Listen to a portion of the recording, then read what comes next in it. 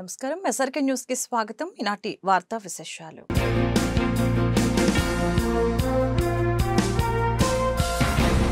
రాజధాని రైతుల త్యాగాలను మరవలేమని ఏపీ సీఎం చంద్రబాబు నాయుడు అన్నారు. అమరావతిలో సీఆర్డీఏ కార్యాలయాన్ని సోమవారం చంద్రబాబు ప్రారంభించి మాట్లాడారు. రాష్ట్ర భవిష్యత్తుకి ఉపయోగపడేలాగా నిర్మాణాలు ఉండాలని నిర్ణయించాలని ఆ రోజే నిర్ణయం తీసుకున్నామని చెప్పారు. విజయవాడ గుంటూరు మధ్యలో రాజధాని ఉంటే బాగుంటుందని నిర్ణయించి ప్రూఫ్ ఆఫ్ కాన్సెప్ట్ తయారు చేశామని తెలిపారు. గతంలో హైటెక్ సిటీ నిర్మించినప్పుడు నా విజన్ చెబితే అవహేళన చేశారని గుర్తు చేశారు. ఈ క్రమంలో రాజధాని రైతుల సమస్యల్ని పరిష్కరించడానికి కేంద్ర మంత్రి పెమ్మసాని చంద్రశేఖర్, మంత్రి నారాయణ, ఎమ్మెల్యే శ్రావణ్ కుమార్ ని నియమిస్తున్నట్లు ప్రకటించారు. ఎగ్జాక్ట్ గా ఈ రోజు మీటింగ్ ఎట్లయితే పెట్టుకున్నామో నాకు లేక్ వ్యూ మీటింగ్లు జ్ఞాపకం వస్తున్నాయి. ఆ రోజు మొట్టమొదటిసారిగా రాష్ట్ర విభజన జరిగింది. జూన్ 2వ తారీఖున 2 రాష్ట్రాలుగా విభజన జరిగింది. ఆంధ్రప్రదేశ్ రాష్ట్రానికి రాజధాని లేదు. ఆ రోజు చట్టంలో పెట్టింది కూడా రాజధాని ఎక్కడ పెట్టాలనో నిర్ణయించడానికి ఒక కమిటీ వేస్తామని ఒక కమిటీ వేశారు. అక్కడి నుంచి మనం కూడా స్టార్ట్ చేసాము ఎట్లా కట్టుకోవాలని. అయితే ఆ రోజు కనీసం ఆనాటి ప్రభుత్వం పలాంది ఇక్కడ రాజధాని వస్తుందనంటే ఎట్లా కట్టాలని ఆలోచించేవాళ్ళం. రాజధాని ఎక్కడ వస్తుందో చెప్పకుండా ఒక కమిటీ వేసి, రెండోది దానికి కావాల్సిన జాగా కూడా లేదు మనకు, మీరు గుర్తుపెట్టుకోవాలి. అలాంటి సమయంలో మన ఆలోచన విధానం ఏం చేయాలని ఆలోచించినప్పుడు ఎవరిని అడిగినా కూడా చాలా సింపుల్గా 25 పార్లమెంట్లు ఉన్నాయి. ఒక పక్క 12, ఇంకొక పక్క 12, 13వ పార్లమెంట్ ఈ గుంటూరు. రాజధాని ఎక్కడ రావాలంటే ఇక్కడే రావాలని చెప్పాల్సింది పోయి దీనికి లేనిపోని పంచాయతీ పెట్టారు. అక్కడి నుంచి ప్రారంభమైంది. ఆ సమయంలో నాకైతే అసెంబ్లీలో కూడా ఎక్కడ రాజధాని పెట్టాలంటే లేనిపోని సమస్యలు క్రియేట్ చేసి ఎవరెవరు మా ఊరికే కావాలనే పరిస్థితికి వచ్చారు.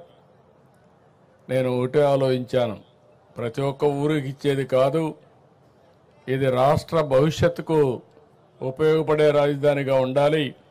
అందుకే నా నిర్ణయం ఆ రోజు దీనికి సరైన ప్లేస్ వచ్చి విజయవాడ గుంటూరు మధ్యలో అని చెప్పి నిర్ణయం చేశాం మొట్టమొదటిసారిగా. అక్కడి నుంచి అందరూ కూడా ఏదో ఒక రాజధాని కట్టు, 100 ఎకరాల్లో కట్టు, 50 ఎకరాల్లో కట్టు అని చాలామంది చెప్పారు. అప్పటికే నేను ఒక ప్రూఫ్ ఆఫ్ కాన్సెప్ట్ తయారు చేశాను, మీ అందరూ గుర్తుపెట్టుకోవాలి. హైదరాబాద్ నగరంలో ఇట్లనే నన్ను చాలామంది ఎగతాళి చేశారు. నేను హైటెక్ సిటీ కట్టినప్పుడు నా విజన్ చెప్తే ఇది సాధ్యమా అని చాలామంది అవహేళన చేశారు. అది దృష్టిలో పెట్టుకొని నేను ఒకటే చెప్పాను, మళ్ళా జీవితంలో ఇలాంటి అవకాశం రాదు తెలుగువారికి.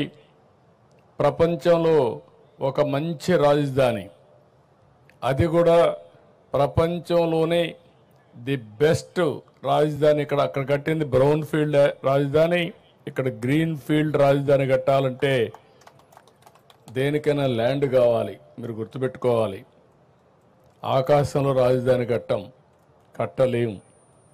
హైదరాబాద్లో అవకాశం ఏంటంటే రాజధాని కట్టే సమయంలో గవర్నమెంట్ ల్యాండ్స్ చాలా ఉండేటివి. మొత్తం సైబరాబాద్ ఏరియా అంతా కూడా. దానికి కారణం నిజాం పరిపాలనలో అక్కడంతా కూడా డెవలప్ కాల. గుర్రాలన్నీ కూడా అక్కడ గ్రేజింగ్ పెట్టేవారు, మొల్చేది. అలాంటి ప్రదేశం చాలా గవర్నమెంట్ ల్యాండ్స్ అని కొంతమంది హైదరాబాద్ నుంచి పాకిస్తాన్కి వెళ్ళిపోయి ఆ ల్యాండ్స్ కూడా వదిలిపెట్టిపోయారు.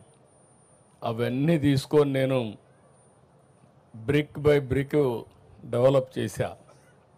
ఆ అనుభవం నాకుంది. అయితే ఇక్కడ ఏం చేయాలో నాకు అర్థం కాకపోతే నాకు దారి చూపించింది ఇక్కడుండే రైతాంగం అని చెప్పి మరొకసారి మీ అందరికీ విజ్ఞప్తి చేస్తున్నా. మీలో ఎందుకంటే భూమి అనేది ఒక సెంటిమెంట్. నేను ఎక్కడ ఏ ప్రాజెక్ట్ని కట్టినా మీరు ఒక్కసారి చూస్తే ఎక్కడ కూడా ఫెయిల్ కాలా. హైదరాబాద్లో ఎయిర్పోర్ట్ కట్టాం, 5,000 ఎకరాలు. నేను డే 1 ఒకే మాట చెప్పాను, నేను చెప్పింది మీరు ఎయిర్పోర్ట్కి భూమి ఇవ్వండి, ఇక్కడ ఎయిర్పోర్ట్ కడతాం, లిబరల్గా కాంపన్సేషన్ ఇస్తాం, అది పక్కన మీరు కొనుక్కోండి, దీనికంటే 10 ఇంతలు రేటు పెరుగుతుందని చెప్పి చాలా స్పష్టంగా చెప్పాను. వాళ్ళు ఆ పని చేశారు. ఎంతమంది రెచ్చగొట్టినా వినకుండా చేస్తే అక్కడ ఎయిర్పోర్ట్కి ల్యాండ్ ఇచ్చి పక్కన ల్యాండ్ కొనుక్కున్న వాళ్ళందరూ కోటీశ్వరులు అయ్యారంటే అది ఆ రోజు నేను చూపించిన విజన్ అని చెప్పి కూడా నేను మీకు తెలియజేస్తున్నా. వైద్య రంగాన్ని వైఎస్ జగన్ సేవగా భావిస్తే కూటమి ప్రభుత్వం వ్యాపారంగా మార్చివేసిందని వైఎస్ఆర్సీపీ నేతలు ఆరోపించారు. ఈ మేరకు పార్టీ నగర అధ్యక్షురాలు నూరి ఫాతిమా ఆధ్వర్యంలో సోమవారం సంతకాల సేకరణ చేపట్టారు. ఈ కార్యక్రమంలో మాజీ ఎంపీ మోదుగుల వేణుగోపాల్ రెడ్డి, గుంటూరు జిల్లా పరిశీలకులు పోతిన మహేష్, ఇతర నేతలు, కార్యకర్తలు పాల్గొన్నారు. వైద్య విద్యను పేదలకు దూరం చేసేందుకు కూటమి ప్రభుత్వం కుట్రలు చేస్తుందని మోదుగుల పోతిన వెల్లడించారు. మెడికల్ కాలేజీలను ప్రైవేటీకరణ చేసిన కారణంగా వైద్యం ఇక నుంచి పేదలకు భారం అవుతుందని చెప్పారు. ఈ నేపథ్యంలో ఉద్యమాలు మరింత ఉధృతం చేసి మెడికల్ కాలేజీల ప్రైవేటీకరణ ప్రక్రియను అడ్డుకుంటామని స్పష్టం చేశారు.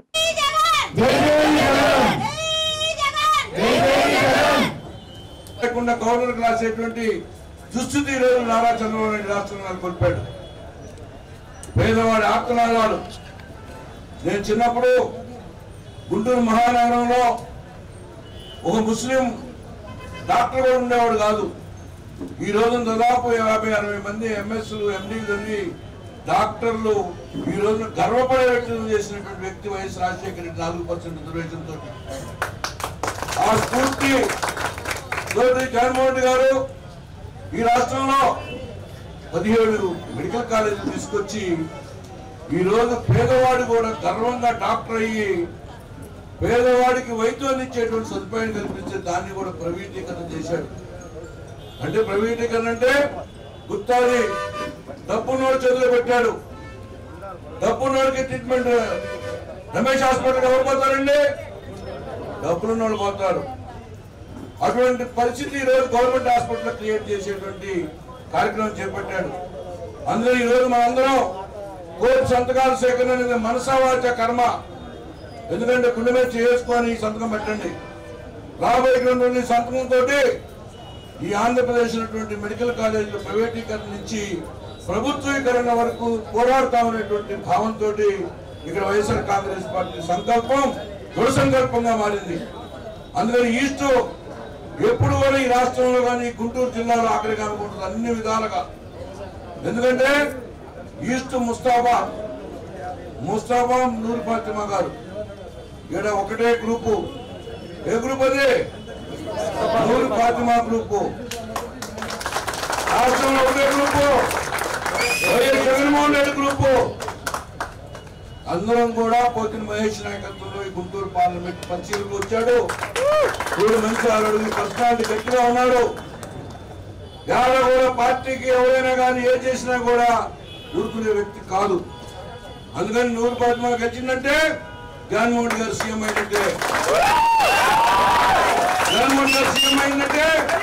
మళ్ళీ ప్రభుత్వ ఈ ప్రైవేటీకరణ చేసేటువంటి హాస్పిటల్ అన్ని కూడా ప్రభుత్వ అధీనంలోకి వస్తాయి. పేదవాడు గర్వపడేటట్టు, పేదవాడు మెలేసేటట్టు హాస్పిటల్కి వెళ్ళేటువంటి రోజు రావాలి. డాక్టర్లు ప్రతి ఇంటి ముంగటికి రావాలంటే మళ్ళీ జగన్మోహన్ రెడ్డి రాష్ట్రంలో రావాలి. ఈ అంశాన్ని మనం బలంగా ప్రజల్లో తీసుకెళ్ళాలి. జగన్మోహన్ రెడ్డి గారు చేసినటువంటి తప్పేంటి? పేద మధ్య తరగతి ప్రజలందరూ కూడా బాగా చదువుకోవాలి అని వాళ్ళకి ఇంగ్లీష్ మీడియం విద్య పెట్టి, ఐబీ కరికులం పెట్టి, ట్యాబ్ పెట్టి, బట్టలు ఇచ్చి, నాణ్యమైనటువంటి భోజనం పెట్టి,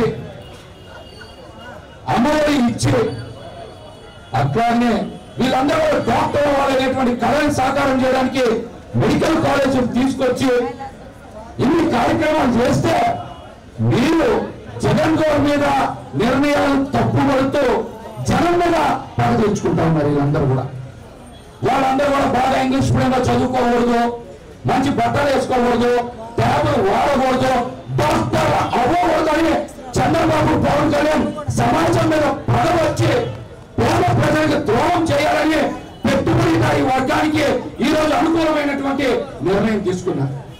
ఈ నిర్ణయాన్ని కూడా ప్రజలకి బాగా తెలియడానికే జగన్మోహన్ రెడ్డి గారు 1 కోటి సంతకాల సేకరణ కార్యక్రమం చేపట్టారు. మరి ఆ కార్యక్రమంలో భాగంగా ఈ రోజున గుంటూరు జిల్లాలో మొట్టమొదటిగా నూర్ ఫాతిమా గారి అధ్యక్షత, వారు నియోజకవర్గ ఇన్ఛార్జ్ గా ఉన్న తూర్పులో మరి వారి సారథ్యంలో 1 కోటి సంతకాల సేకరణ కార్యక్రమం ఈ నియోజకవర్గంలో అద్భుతంగా ప్రారంభించారు. కావాలంటే మీడియాలో కానీ మన సోషల్ మీడియాలో కానీ కెమెరాలు అది కూడా చెప్పండి. వర్షం పడినా సరే 9 అంటే 9 అందరూ కూడా వచ్చారు. వందల మంది ఇక్కడ జమ అయ్యారు. ప్రజలందరికీ కూడా ఈ 1 కోటి సంతకాల సేకరణ గురించి పూర్తి సమాచారం ఇచ్చి ప్రజలకు అన్ని విషయాలు తెలియజేసి చంద్రబాబు పవన్ కళ్యాణ్ ఆడుతున్నటువంటి డ్రామాల గురించి తెలియజేయడానికి ఇన్ని వందల మంది ఇక్కడ సమాయత్తమయ్యారంటే తూర్పు నియోజకవర్గంలో ఖచ్చితంగా 50-60 కాదు 1,00,000 సంతకాలు సేకరించే దిశగా మీరందరూ ముందుకెళ్తారని నాకు ఈ సందర్భంగా చాలా స్పష్టంగా అర్థమవుతాం. మంగళగిరి మండలం కాజాల్లోని రైతు సేవా కేంద్రంలో ధాన్యం కొనుగోలు ప్రక్రియను కలెక్టర్ తమీం అన్సారియా పరిశీలించారు. ధాన్యం కొనుగోలు దశలు, సిబ్బంది చేపట్టవలసిన అంశాలు, పరికరాల పనితీరు, బస్తాలు ఏర్పాటు, రవాణా ఛార్జీల చెల్లింపు తదితర అంశాలని అడిగి తెలుసుకున్నారు. సమీపంలో ఉన్న వేయింగ్ బ్రిడ్జిని స్వయంగా తనిఖీ చేసి లెక్కింపు విధానాన్ని తనిఖీ చేశారు. అన్నదాతకు అసౌకర్యాలు కలగకుండా ఏర్పాట్లు ఉండాలని అన్నారు. ప్రభుత్వ మెడికల్ కళాశాలల నిర్వహణ బాధ్యతను ప్రభుత్వమే తీసుకోవాలని దళిత బహుజన ప్రజా సంఘాలు పార్టీల ఐక్యవేదిక విజ్ఞప్తి చేసింది. ఇదే అంశంపై సోమవారం గుంటూరు కలెక్టరేట్లో జరిగిన పీజీఆర్ఎస్లో ఐక్యవేదిక వినతిపత్రం సమర్పించింది. పేద విద్యార్థులకి వైద్య విద్యను దూరం చేయడానికి ప్రభుత్వం కుట్ర పన్నిందని వారు మండిపడ్డారు. సీఎం చంద్రబాబు అగ్రవర్ణాలకి తొత్తుగా వ్యవహరిస్తున్నారని ఐక్యవేదిక విమర్శించింది.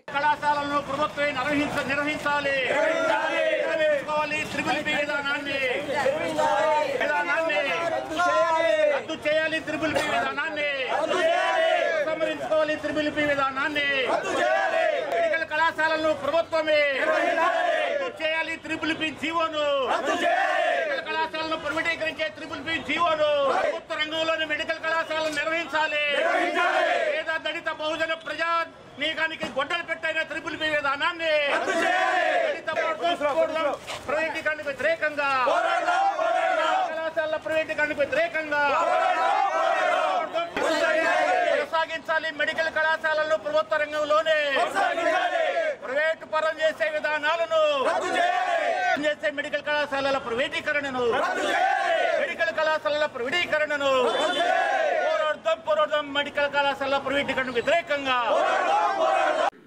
ఈ ప్రభుత్వం నిర్వహిస్తున్న కళాశాలను, ప్రభుత్వ కళాశాలను, వైద్య కళాశాలలను ప్రైవేటీకరించే త్రిపుల్ విధానాన్ని వ్యతిరేకిస్తూ మేమందరం కూడా నగరంలోనూ జిల్లాలోనూ ఉన్న వివిధ దళిత బహుజన పేద మైనార్టీ కులాలకు సంబంధించిన ప్రజలందరూ, ఉద్యమకారులందరూ, వివిధ సంఘాల ప్రజలందరూ కూడా దీని మీద సమాయత్తం అయ్యి ఈ మెడికల్ కళాశాలల ప్రైవేటీకరణ వ్యతిరేకిస్తూ ఈ రోజున గుంటూరు కలెక్టరేట్లో గ్రీవెన్స్ డేలో పాల్గొని మా నిరసనను ఈ కలెక్టర్ గారికి విన్నవించాలని, తద్వారా ప్రభుత్వానికి తెలియజేసే విధంగా ఈ యొక్క కార్యాచరణ రూపొందించాము. ప్రధానంగా ఈ మెడికల్ కళాశాలలో ప్రైవేటీకరణిస్తే గనక ముఖ్యంగా నష్టపోయేది దళిత బహుజన పేద కులాల ప్రజలు. ఏ రకంగా ఆస్తిపాస్తులు లేని ప్రజలు ఈ రోజున ప్రైవేటీకరిస్తే వాళ్ళ ఉన్న కొంపగోడు కూడా అమ్ముకోవాల్సిన దుస్థితికి నెట్టబడతారు. ఈ ప్రైవేటీకరించడం అంటే ఏదైతే చంద్రబాబు నాయుడు కూటమి ప్రభుత్వం మరి అధికారంలోకి రాకముందు ఈ విధానాన్ని వ్యతిరేకిస్తూ మాట్లాడిన ఈ ప్రభుత్వాలే తిరిగి అధికారంలోకి వచ్చిన తర్వాత అవే విధానాలను అమలు జరపడం అంటే మొత్తం కూడా ప్రజల యొక్క ప్రయోజనాలను దెబ్బతీసే విధంగా వ్యవహరించడమే. రాజ్యాంగ స్ఫూర్తికి విరుద్ధంగా ఈ ప్రభుత్వ మెడికల్ కళాశాలలు మరి పనిచేయాలి. వాటికి భిన్నంగా ఈ ప్రభుత్వాలు కొనసాగించడం అంటే ఈ వైద్య రంగాన్ని, విద్యారంగాన్ని ప్రైవేటీకరణ చేయడం అంటే ఇది బహుశా దళిత పేద ప్రజల రిజర్వేషన్లకు గొడ్డలు పెట్టు మరో కుట్రగా దీన్ని మేము భావిస్తున్నాము. రిజర్వేషన్లు అందకుండా పేద ప్రజలకి చేసే కుట్రలో భాగంగా ఈ ప్రైవేటీకరణ జరుగుతుంది. అదేవిధంగా ఈ దేశంలో ఈ రాష్ట్రంలో సంపన్న వర్గాలు ఏదైతే ఉన్నాయో అగ్రకుల సంపన్న వర్గాలు వారికి మొత్తం ప్రజల యొక్క రక్తమాంసాలని దారబోసే విధంగా వాళ్ళకి కట్టబెట్టే విధంగా విధానాలు ఉన్నాయి. కనుక మొత్తం ప్రైవేటీకరణను వ్యతిరేకిస్తూ మెడికల్ కళాశాలల ప్రైవేటీకరణ వ్యతిరేకిస్తూ మేము భవిష్యత్తులో కూడా తీవ్రమైన ఆందోళనని నిర్వహిస్తాము. కాబట్టి ప్రభుత్వం వెంటనే ఈ యొక్క త్రిబుల్ పి విధానాన్ని రద్దు చేయాలని చెప్పి ప్రభుత్వమే ఈ మెడికల్ కళాశాలను నిర్వహించాలని చెప్పి 17 మెడికల్ కళాశాలలు గత ప్రభుత్వంలో మరి ప్రభుత్వ రంగంలోనే కొనసాగిస్తూ కొన్ని నిర్మాణాలు మరి పూర్తయ్యి 6 కాలేజీలు ప్రజలకి అందుబాటులోకి వచ్చాయి. విద్యార్థులు అక్కడ విద్యను అభ్యసిస్తున్నారు. ఇంకొక 11 కాలేజీలు ఈ రోజున వివిధ దశల్లో నిర్మాణ రంగంలో ఉన్న పళంగా హఠాత్తుగా వీటన్నిటిని కూడా ప్రైవేటీకరించాలని చెప్పి త్రిబుల్ పి విధానాన్ని తీసుకొస్తున్నారు. ఇది అత్యంత ఘోరమైన విధానం. చంద్రబాబు నాయుడు ఈ రోజున సంపన్న వర్గాలకు ఊడిగం చేయదలుచుకున్నాడు. చంద్రబాబు నాయుడు మొత్తంగానే ఈయన సంపన్న వర్గాల యొక్క తొత్తు అని చెప్పి ఈ రాష్ట్రంలో పేరుపడినాడు. సీఈఓగా నేను ముఖ్యమంత్రిగా ఉండటం కంటే ప్రపంచ బ్యాంకు సీఈఓగా ఉంటున్నా చెప్పుకున్న ఈ ముఖ్యమంత్రి గారు మరి ప్రజల యొక్క ప్రయోజనాలను గాదిలకు వదిలి సంపన్న వర్గాల ప్రయోజనాలని ఈరోజు నెరవేర్చడానికి కంకణం కట్టుకోవడం అంటే ఇది తీవ్రంగా ప్రజలకి ద్రోహం చేయటమే. కాబట్టి తక్షణమే ఈ యొక్క త్రిబుల్ పి విధానాన్ని రద్దు చేసి మెడికల్ రంగాన్ని ప్రభుత్వ రంగంలోనే కొనసాగించాలని మేము దళిత బహుజన ప్రజా సంఘాల ఐక్యవేదికగా డిమాండ్ చేస్తున్నాం. గుంటూరు జిల్లా కలెక్టరేట్ కార్యాలయంలో సోమవారం పీజీఆర్ఎస్ కార్యక్రమం జరిగింది. గుంటూరు జిల్లా రెవెన్యూ అధికారి కాజావలి ప్రజల సమస్యల్ని అడిగి తెలుసుకుని వారి నుంచి అర్జీలు స్వీకరించారు. ఇందులో భాగంగా పలువురు ఫిర్యాదుదారులు మీడియాతో తమ ఆవేదన వెళ్లిపుచ్చారు. ఈ రోజున పెనందిపాడు రావిపాడు గ్రామానికి చెందిన రైతులు కలెక్టర్ గారికి వినతిపత్రం ఇవ్వడం జరిగింది. దీంట్లో ముఖ్య ఉద్దేశం గుంటూరు ఛానల్ పొడిగింపు సంబంధించి భూములు ఇవ్వడానికి సిద్ధంగా ఉన్న రైతుల నేపథ్యంలో 2013 భూసేకరణ ప్రకారం హైయెస్ట్ రిజిస్ట్రేషన్ జరిగింది, లోయెస్ట్, మధ్యస్థు వీటిని యావరేజ్ చేసి ఆ రైతులకి నష్టం ఎంత ఇవ్వాలో చెప్తారు, ప్రకటన చేస్తారు. కానీ ఇక్కడ ఆర్డీఓ గారు ఏం చేశారంటే హైయెస్ట్ 30 లక్షలు ఉంది, అది పరిగణలో తీసుకోకుండా రైతులు మోసం చేశారు.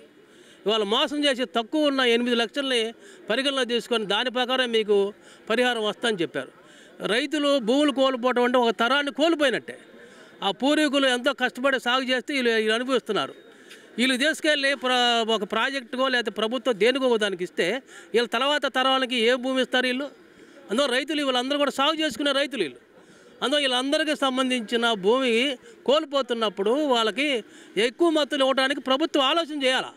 అధికారులు కూడా ఈ రైతుల పక్షపాతంగా ఉండాలి.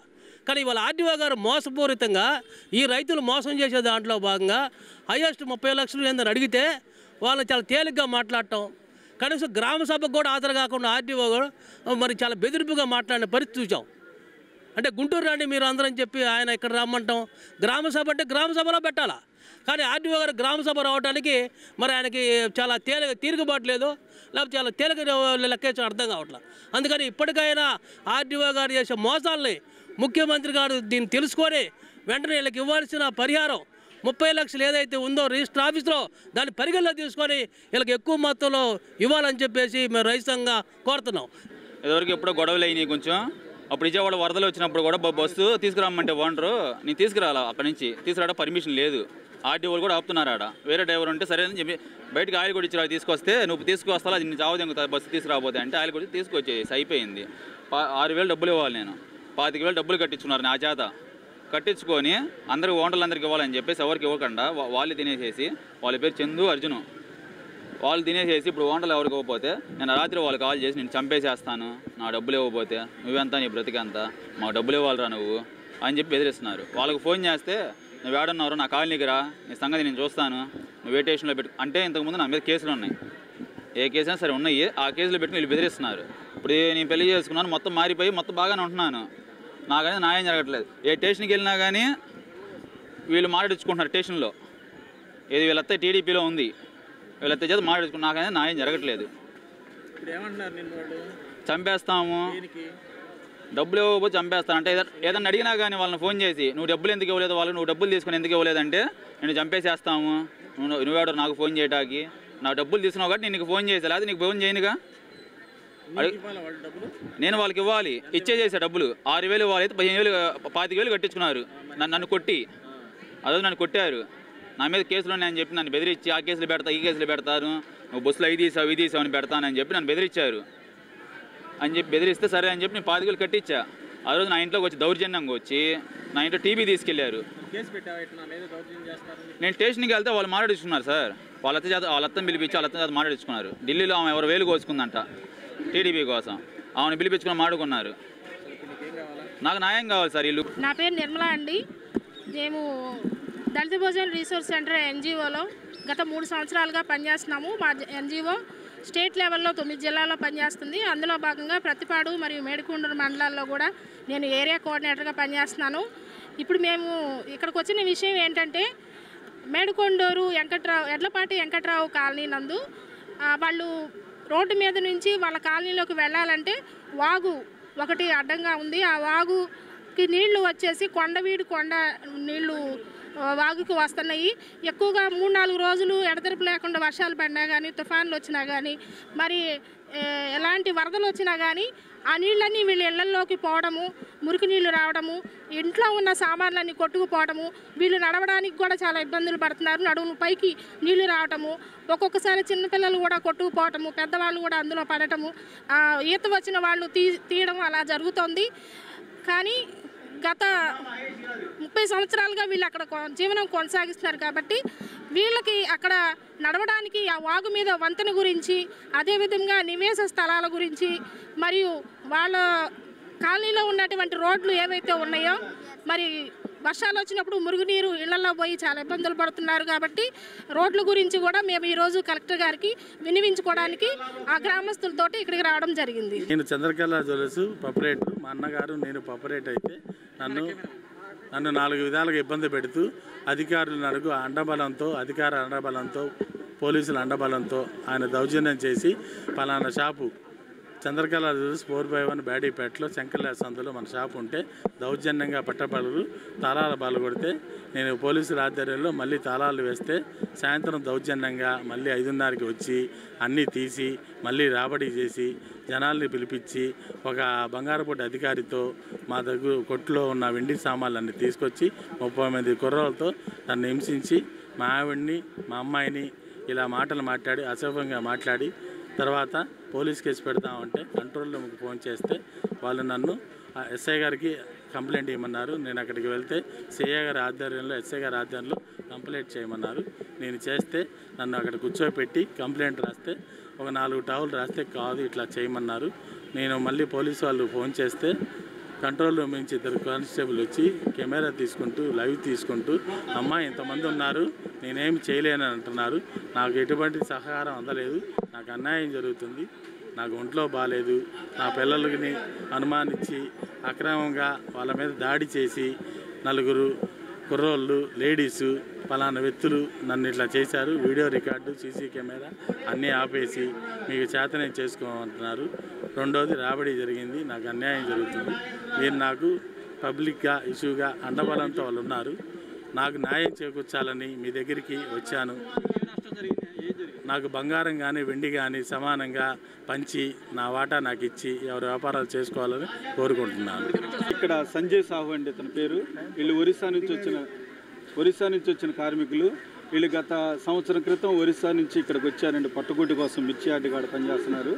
ఈ మిర్చి యార్డ్ కాడ ఈ మన హేమంత్ అనే కారం మిల్లులో ఈయన గత సంవత్సరం నుంచి పనిచేస్తున్నాడు. రోజువారీ ఏంటంటే కారం మిల్లులో రోజు నైట్ 9 గంటల నుంచి పొద్దున్నే 7 గంటల వరకు షిఫ్ట్ అండి. రోజు 10 గంటలు పనిచేస్తాడు. రోజుకి వచ్చేసి 500 రూపాయలు ఇస్తాడు. ఇట్లా ప్రతి శుక్రవారం పేమెంట్ ఇస్తాడు. అట్లా జరిగే విధానంలో మనం 30వ తారీఖు సెప్టెంబర్ 30వ తారీఖు పొద్దున్నే డ్యూటీ దిగే టైంలో 7 గంటలకి అనుకోకుండా మిషన్లో చేయి పడి 3 ఏళ్ళు పూర్తిగా కట్ అయిపోయినాయండి. 3 ఏళ్ళు పూర్తిగా కట్ అయిపోయిన తర్వాత ఇమ్మీడియట్లీగా హాస్పిటల్కు కొంతమంది అన్ని హాస్పిటల్కి తిప్పారు. కొంతమంది ఇది MLC case, accident police case లేకపోతే చూపించమని అన్నారు. ఫైనల్గా ఈ మ్యాట్రిక్స్ అనే హాస్పిటల్కి తీసుకొని వెళ్ళి అది మరి ఓనర్ గారు మేనేజ్ చేసుకోవడం జరిగింది.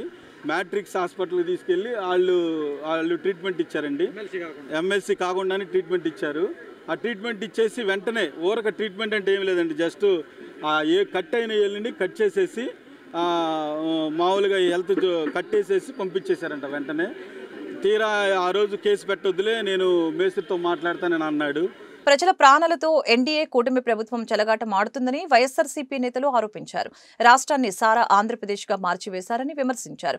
కల్తీ మద్యం అరికట్టాలని డిమాండ్ చేస్తూ బ్రాడీపేట ఎక్సైజ్ డీసీ కార్యాలయం వద్ద ధర్నా నిర్వహించి నిరసన వ్యక్తం చేశారు. కార్యక్రమంలో మాజీ ఎంపీ మోదుగుల వేణుగోపాల్ రెడ్డి, వైసీపీ జిల్లా పరిశీలకులు పోతిన మహేష్, నగర అధ్యక్షురాలు నూరి ఫాతిమా తదితరులు పాల్గొన్నారు. రాష్ట్ర వ్యాప్తంగా కల్తీ మద్యాన్ని కుటీర పరిశ్రమగా మార్చివేశారని నేతలు పేర్కొన్నారు. ప్రభుత్వ మద్యం దుకాణాల ద్వారా ప్రజలకు వైసీపీ ప్రభుత్వం నాణ్యమైన మద్యం అందించిందని స్పష్టం చేశారు. ఈ ప్రభుత్వంలో కల్తీ మద్యం తాగితే పైకి పోవటం ఖాయమని అన్నారు. కల్తీ మద్యం అరికట్టాలని డిమాండ్ చేస్తూ నిరంతరం ఉద్యమాలు కొనసాగిస్తామని వారు వెల్లడించారు.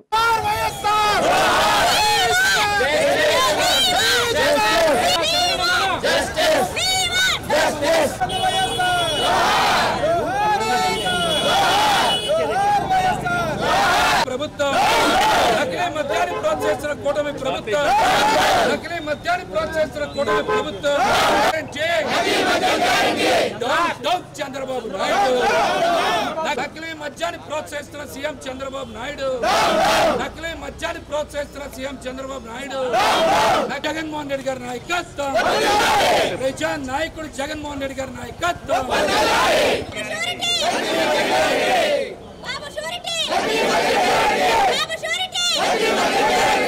కల్తీ సారా నా జన్మ హక్కు. ఈ ఆంధ్రప్రదేశ్ సారా ఆంధ్రప్రదేశ్గా మార్చేటువంటి నారా చంద్రబాబు నాయుడు యొక్క మొండి వైఖరిని ఎండగట్టడానికి ఇక్కడ అందరం మేము నుంచున్నాం. ఎంత వర్షమైనా లెక్కకుండా వైఎస్ఆర్ కాంగ్రెస్ పార్టీ నేతృత్వంలో ఈ ప్రభుత్వ లోపాలనే ధ్యేయంగా, ఈ రాష్ట్ర ప్రజల ఆరోగ్యం సంక్షేమం ధ్యేయంగా పనిచేస్తున్నటువంటి ఇక్కడ విచ్చేసిన వైఎస్ఆర్ కాంగ్రెస్ పార్టీ కార్యకర్తలందరికీ కూడా పేరు పేరున అభినందన తెలియజేసుకుంటా ఉన్నాను. You should learn. ఈరోజు రాజశేఖర రెడ్డి గారు ఇచ్చినటువంటి పథకాలు, ముస్లిం 4% రిజర్వేషన్, చంద్రబాబు నాయుడు వచ్చాడు తర్వాత కదిలిచ్చాడా? ఫ్రీ కరెంటు కదిలిచ్చాడా? ఫీజు రీఎంబర్స్మెంటు ఎవరైనా గవర్నమెంట్ సాగతిచ్చిందా? ఈ రోజున జగన్మోహన్ రెడ్డి గారు ప్రభుత్వ మధ్య దుకాణాలు నడిపాడు. He has not given to the any policy is privatisation. Government ముందుండాలి, గవర్నమెంట్ అధీనంలో డిస్టిలరీస్ నడవాలి.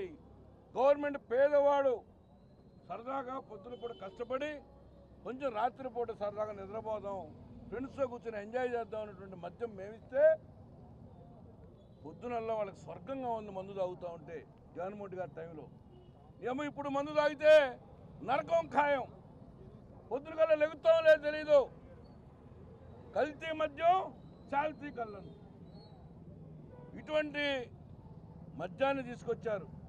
అలాగే ఏందండి, ప్రతి తెలుగుదేశం పార్టీ నాయకుడు వాడింట్లో కుటీర పరిశ్రమ, వాళ్ళ ఇంట్లో వంటగదులు లేవు, బెడ్రూములు లేవు, ఓన్లీ సారాయి తయారు చేసేటువంటి ఇన్స్ట్రుమెంటు పరికరాలు పెట్టి పక్కింటోడికి వెనకమాలోడికి ముందోడికి మొత్తం మద్యం తాపించడం కాదు, మద్యం ఎట్లా తాగాలేటువంటి క్లాసులు పడుతున్నటువంటి సంఘటనలు ముందుకు వచ్చినాయి.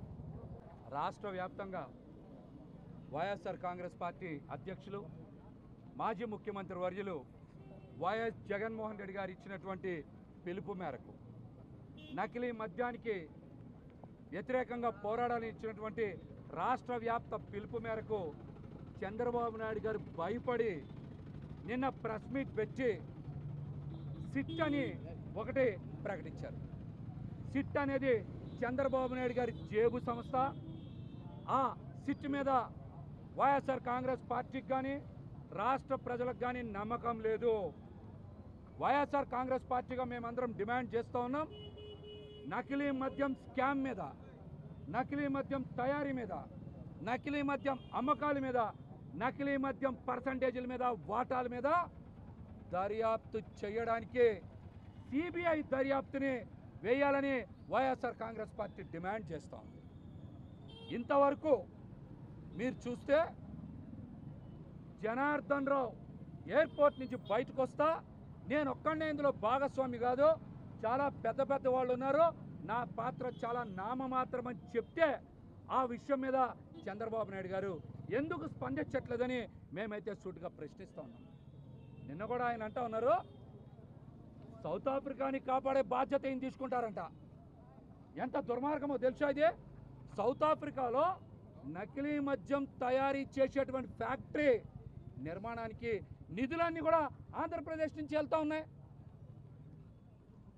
జనార్దన్ రావు అతని టీము ఇప్పటి వరకు ఎన్నిసార్లు సౌత్ ఆఫ్రికా వెళ్ళారు, ఎంత డబ్బుని ఆంధ్రప్రదేశ్ నుంచి తరలించారు, ఎవరెవరి ఖాతాల నుంచి సౌత్ ఆఫ్రికాకు డబ్బులు పంపించారు, అవన్నీ బ్లాక్ అమౌంటా వైట్ అమౌంటా, ఇంకా ఈ జనార్దన్ రావుతో పాటు ఎంతమంది టీం ఉన్నారనేటువంటి వివరాల్ని రాష్ట్ర ప్రభుత్వం ఎందుకు ప్రకటించట్లేదు?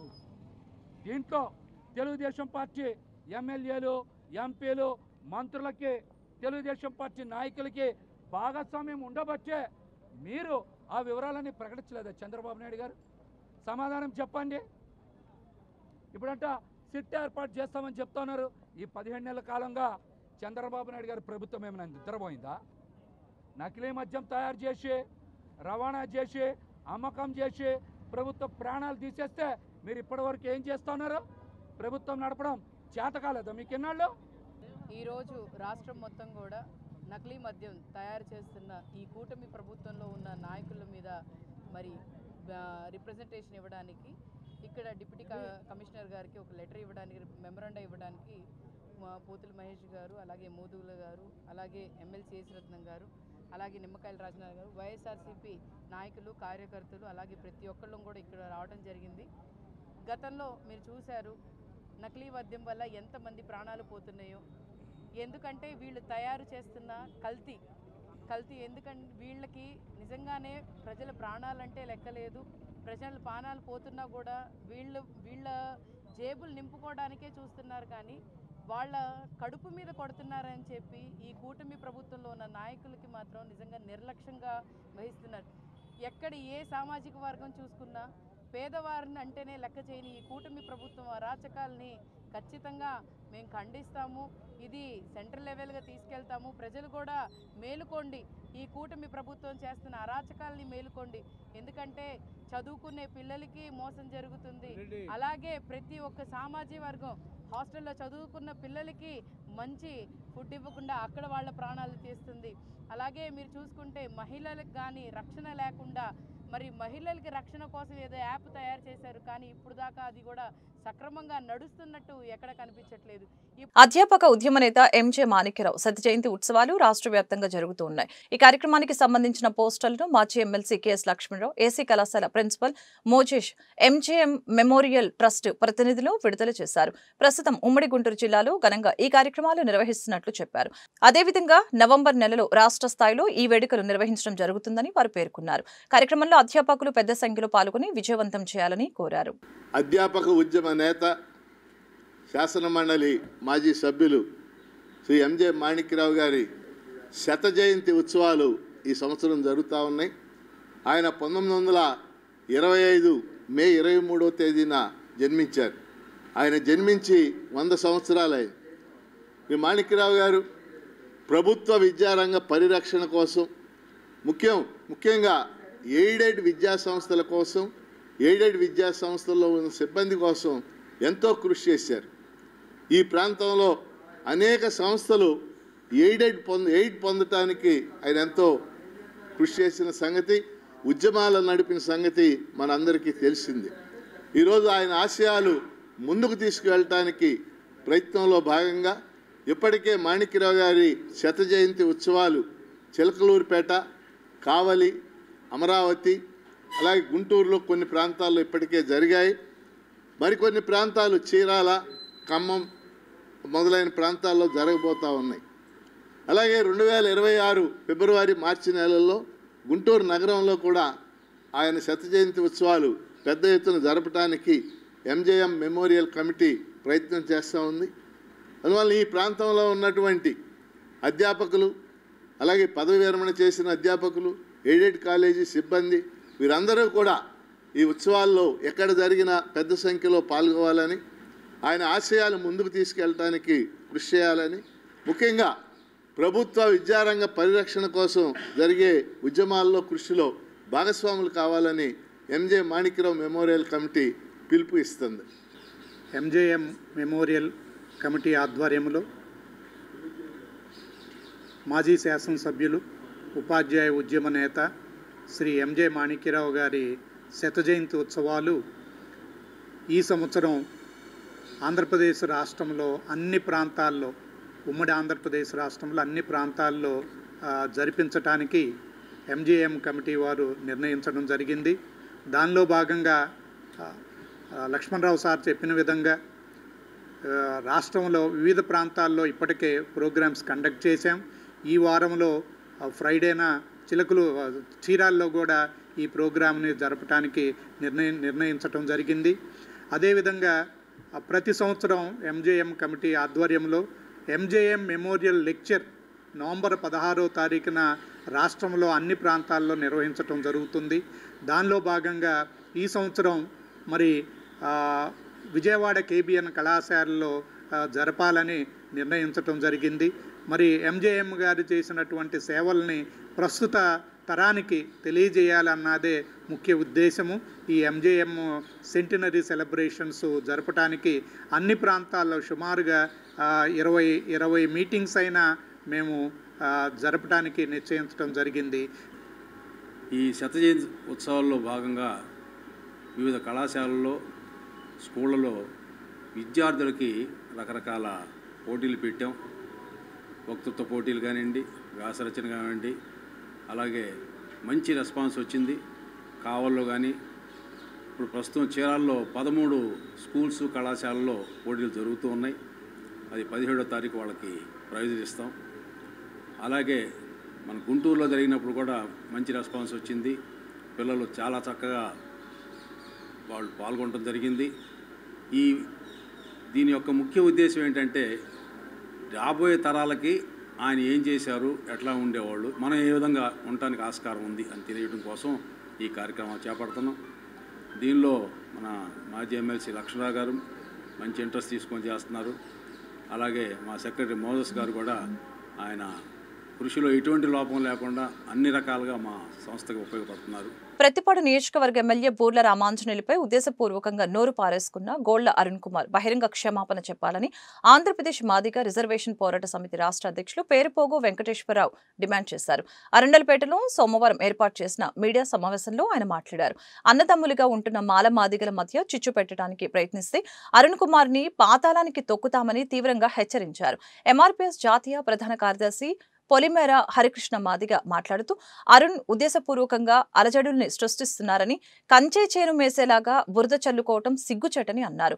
చివరిగా నవ్య మాదిగ చర్మకారుల సంఘం రాష్ట్ర అధ్యక్షులు వేజెండ్ల సుబ్బారావు మాట్లాడారు.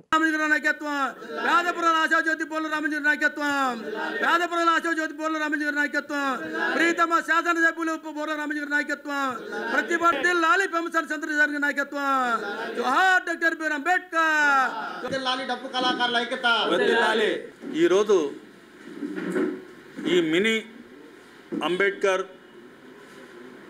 మీడియా పాయింట్లో ఈ విలేకరుల సమావేశం ఏర్పాటు చేయటం ముఖ్య ఉద్దేశం ఏమిటంటే, నిన్న తురకపాలెం గ్రామంలో ఎంపీ కేంద్ర మంత్రి పెమ్మసాని చంద్రశేఖర్ గారు, పత్తిపాడు ఎమ్మెల్యే ఐఏఎస్ మాజీ అధికారి రామాంజనేయులు గారు నిన్న తురకపాలెంలో అక్కడ జరుగుతున్నటువంటి వరుస మరణాల విషయంలో బాధితుల పక్షాన నిలబడి స్పందించి చెక్కుల పంపిణీ కార్యక్రమం చేపట్టిన సందర్భంలో ఒక మాదిగ సామాజిక వర్గానికి చెందిన బూర్ల రామాంజనేయులు గారిని అకారణంగా, అనుచితంగా, అసభ్యకరంగా మాల మహనాడు పేరుతో మాట్లాడిన గోళ్ల అరుణ్ అనే వ్యక్తిని ఈ సందర్భంగా మేము హెచ్చరిస్తూ ఉన్నాం. కాపాడదారు గోళ్ల అరుణ్ మాల మాదిగల మధ్య సిచ్చు పెట్టి, తగులు పెట్టి సృష్టించి పెద్దవాడిని గుంటూరు జిల్లాలో కావాలని కోరుకుంటే మాల మాదిగలు కలిసి నిన్ను అందపాతాళానికి తొక్కటానికి కూడా వెనకాడబోరని సందర్భంగా నేను చెప్తా ఉన్నా. అన్నదమ్ములైన మాల మాదిగల మధ్య వివాదాలు సృష్టించి ఎంజాయ్ చేయాలనుకుంటే నువ్వు రాష్ట్రంలో ఎక్కడా కనబడకుండా పోతావు. మాదిగల జోలికి వచ్చినా మాదిగ ప్రజాప్రతినిధులను ఇష్టం వచ్చినట్టు మాట్లాడాలని ప్రయత్నం చేస్తున్న చూస్తూ ఎంఆర్పిఎస్ సంఘాలు మాదిగ సంఘాలు చూస్తూ ఊరుకోవని సందర్భంగా హెచ్చరిస్తూ ఉన్నాం. నిన్న జరిగిన ఘటన ఏమిటి? తురకపాలెంలో ఇంతకుముందు అక్కడ ఉన్నటువంటి కొంతమంది అనారోగ్యంతో వాళ్ళు చనిపోతూ ఉంటుంటే వాళ్ళ పక్షాన పత్తిపాడు ఎమ్మెల్యే రామాంజనేయులు గారు ఆ గ్రామానికి వెళ్ళి వాళ్ళకి అండగా నిలబడి పల్లె నిద్ర చేసి అక్కడ ఉన్నటువంటి సమస్యలన్నింటిని కూడా ఆ వ్యాధి నివారణకు సంబంధించినటువంటి ప్రతి విషయంలో కూడా వాళ్ళకి మరి సపోర్ట్గా నిలబడి ఆ గ్రామంలో వాళ్ళకి ధైర్యాన్ని ఇచ్చి, అదేవిధంగా ఎంపీ చంద్రశేఖర్ గారు రామాంజనేయులు గారు ఎమ్మెల్యే గారు కలిసి సీఎం చంద్రబాబుతో మాట్లాడి ఆ మరణాలు ఏదైతే కుటుంబాల్లో జరిగాయో వాళ్ళ బాధిత కుటుంబాలకి 5 లక్షల రూపాయల చొప్పున వాళ్ళకి ఏదో విధంగా ప్రభుత్వం తరపున మాట్లాడి ఎక్స్గ్రేషియా ఇప్పించే సందర్భంలో ఈ గోళ్ళ అరుణ్ అనే ఒక మాలమహనాడు బ్యానర్ పెట్టుకొని, అతని వెనకాల క్యాడర్ కూడా లేదు, కేవలం సింగిల్ పర్సన్, అతను ఒక జాతీయ నాయకుడు అంటే సామాజిక స్పృహ లేదు, ఒక మాల ఉన్మాదిగా మాట్లాడుతూ ఉన్నాడు. మాదిగల్ని ఒక మాదిగ వ్యక్తి కావటం వల్ల ఒక ఎమ్మెల్యే అనే కనీస గౌరవం లేదు, ఒక ఐఏఎస్ అధికారి అనే గౌరవం లేదు. ఈ జిల్లా కలెక్టర్గా ఉన్నప్పుడు రామాంజనేయులు గారు ఎన్నో సేవా కార్యక్రమాలు ఇక్కడ చేపట్టిన సందర్భం గుంటూరు ప్రజానికానికి తెలిసిందే.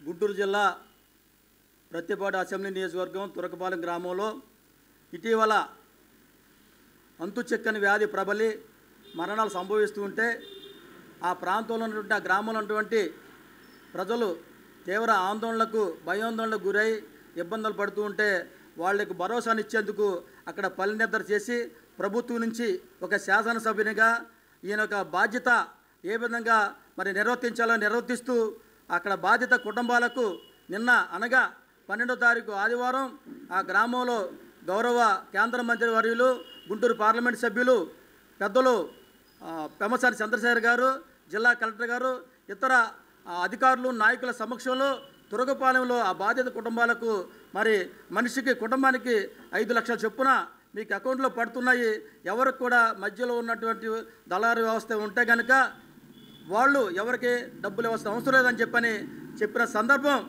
రామాంజనేయులు గారు ఒక మంచి ఆలోచనతో చెప్పినట్టు మాటనే మరి అక్కడ ఉన్నటువంటి మాల మహానాడు నాయకుడు అరుణ్ కుమార్ అనే వ్యక్తి అసందర్భంగా పిలవని పేరంటానికి పెళ్లికి వెళ్ళినట్లు అతనికి సందర్భం లేకపోయినా అక్కడ అతని పాత్ర అక్కడ లేకపోయినప్పుడు కూడా అతను వెళ్ళి కావాలని ఉద్దేశపూర్వకంగా గొడవ తీసినట్టు సందర్భం మన మీడియా సోదరులు మనందరికీ తెలుసు, నాయకులందరికీ తెలుసు, గుంటూరు ప్రజానీకానికి అందరికి కూడా తెలుసు.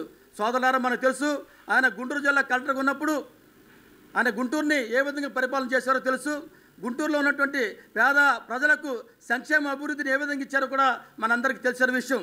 మరి ఆయన పేరు మీద గుంటూరు పరిధిలో 2 కాలనీలు నిర్మించారు. అంటే పేదల పక్షాన నిలబడే వ్యక్తి రామాంజనేయులు గారు, పేదల కోసం పుట్టిన వ్యక్తి రామాంజనేయులు గారు. ఒక ఐఏఎస్ అధికారి అయినా రాజ్యాంగం తెలుసు, పరిపాలన తెలుసు, ప్రభుత్వ అధికారుల్ని ఏ విధంగా మలుచుకొని ఆ నియోజకవర్గంలో ఏ విధంగా పనిచేయించాలో తెలిసినటువంటి వ్యక్తిని ఏకోచంతో మాట్లాడినటువంటి అనుచిత వ్యాఖ్యలు చేసినటువంటి అరుణ్ కుమార్ జాగ్రత్త. ఇప్పుడే మా పెద్దలు మేమంతా కూడా మాది సంఘాల తరఫున హెచ్చరిక చేస్తున్నాం. నువ్వు బహిరంగంగా ఆ పెద్ద అయిన రిటైర్డ్ ఐఏఎస్ అధికారి రామాంజనేయులు గారికి వెళ్ళి అన్న క్షమించన్నా, తెలుసో తెలియక మాట్లాడని చెప్పి ఒక్క మాట చెప్పు. మేమంతా మాదిగ సంఘాలతో పాటు దళితుల్లో ఉన్నటువంటి ప్రతి సంఘం కూడా హర్షిస్తా అని చెప్పి సందర్భంగా హెచ్చరిక చేస్తూ ఉన్నాం. రామాంజనేయులు గారు అంటే ఒక సామాన్య వ్యక్తి కాదైనా, ఆయన ఒక తెరచిన పుస్తకం. ఆయన జీవితం ఒక రాయాలంటే, ఆయన జీవిత చరిత్ర రాయాలంటే 10 వాల్యూములు రాయాలి, 100 పేజీలు చెప్పున 10 పుస్తకాలు రాస్తే తప్ప ఆయన యొక్క జీవిత చరిత్రను ఎవరు కూడా మరి కూలంకషంగా చెప్పే సందర్భం అయితే కుదరదు, సమయం సరిపోదని చెప్పి ఈ సందర్భంగా తెలియజేస్తున్నాం. ఈ గుంటూరు నగరంలో మరి అంబేద్కర్ భవన్లో ప్రెస్ మీట్ ఏర్పాటు చేయడానికి ముఖ్య కారణం మరి పత్తిపాడు నియోజకవర్గం ఎమ్మెల్యే అయిన రామాంజనేయులు గారిని వాళ్ళ అరుణ్ కుమార్ అనే వ్యక్తి తప్పుగా దూషించి తప్పుగా మాట్లాడి ఆయన్ని తప్పుగా మాట్లాడినందుకే ఈరోజు మాదిగ జేఏసీ అంతా కలిసి వాళ్ళ అరుణ్ కుమార్ అనే వ్యక్తికి మేము ఈరోజు అతనికి గట్టిగా గుణపాఠం చెప్పాలనే ఈ ప్రెస్ మీట్ ఏర్పాటు చేశాం. మరి ఇలాంటి వ్యాఖ్యలు ఇంకొకసారి ఎక్కడన్నా కానీ మీరు తప్పుగా మాట్లాడితే ఈసారి మా మాదిగ జేఏసీ మొత్తం రాష్ట్ర వ్యాప్తంగా కార్యాచరణ తీసుకొని మిమ్మల్ని పాతాళంకి అనగదొక్కే విధంగా మా ఉద్యమం ఉంటుందని మీకు తెలియజేస్తున్నాము. ఏదైతే మా గోళ్ళ అరుణ్ కుమార్ అనే వ్యక్తి ఉన్నాడో అతను మరొక్కసారి ఈ విధంగా తప్పుడు వ్యాఖ్యలు చేయకుండా అతనికి బుద్ధి చెబుతామని మా నవ్వి మాదిగ చర్మకారుల సంక్షేమ సంఘం తరపు నుంచి, అదేవిధంగా మా రాష్ట్ర జేఏసీ తరపు నుంచి, మాదిగ జేఏసీ తరపు నుంచి మేము అతనికి గట్టిగా తెలియజేస్తున్నాం. ఈ వార్తలు ఇంతటితో సమాప్తం. మరొక బులెటిన్ మళ్ళీ కలుద్దాం. నమస్కారం.